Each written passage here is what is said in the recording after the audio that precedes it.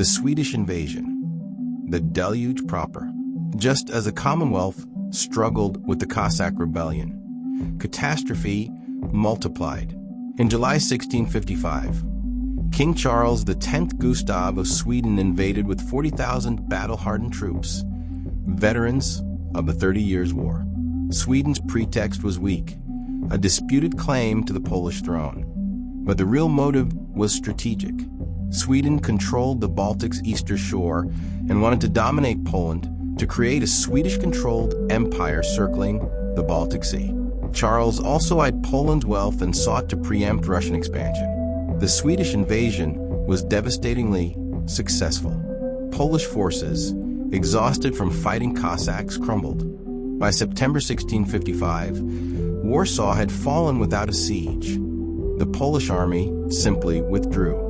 Krakow, the ancient capital, surrendered in October. King John II Casimir fled to Silesia. Charles X Gustav stood triumphant, controlling most of Poland within 3 months. But Sweden's very success triggered resistance. The siege of Jasna Gora Monastery at Czestochowa from November to December 1655 became legendary. A small garrison of monks and local volunteers, defending the shrine of the Black Madonna, held out against Swedish forces. The successful defense became a rallying symbol. If a monastery could resist, so could Poland. The multi-front catastrophe. While Sweden occupied Poland from the north, the attacks multiplied. From the east, Tsar Alexis, seeing Poland weakened, invaded in 1654, ostensibly to protect Orthodox Christians. Russian forces occupied Smolensk, much of Belarus, and Lithuania. By 1655, Vilnius had fallen. Russia was seizing territories it had lost to Poland decades earlier. From the south, George II Rákóczi, Prince of Transylvania, a semi-autonomous principality under Ottoman suzerainty, invaded southern Poland in 1657, hoping to seize territory while Poland was prostrate. Internal collapse. Many Polish nobles, seeing resistance as futile, swore allegiance to Charles X Gustav, becoming Swedish collaborators. The Commonwealth's political system, based on noble consensus, was paralyzed. The Liberum veto meant any single noble could block action, catastrophic during a crisis. At one point in 1656, the Commonwealth essentially ceased to exist. No functioning government, no army, territory occupied by 3 foreign powers, and the king in exile. It seemed impossible that Poland could recover.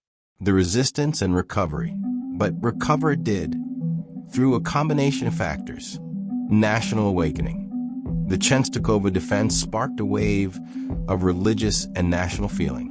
King John Casimir, returning from exile, declared the Virgin Mary Queen of Poland in the Low Oath of 1656, framing the struggle as holy war. Peasants and nobles alike joined guerrilla resistance. Swedish overreach.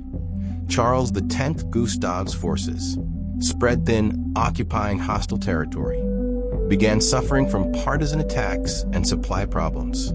Swedish and Polish Protestant soldiers' desecration of Catholic churches turned the population violently against them. International intervention. Denmark attacked Sweden from the west in 1657, forcing Charles to withdraw forces from Poland. The Habsburgs provided support to Poland. Brandenburg switched sides, abandoning its Swedish alliance. The 3-day Battle of Warsaw 1656 and July 1656, Polish and Allied forces under King John Casimir fought Swedish forces in a 3-day battle for Warsaw. The Poles won, retaking their capital. Though not decisive militarily, it showed Sweden could be beaten. Tatar betrayal of Sweden. Charles X Gustav tried to ally with the Crimean Tatars, but they remained unreliable.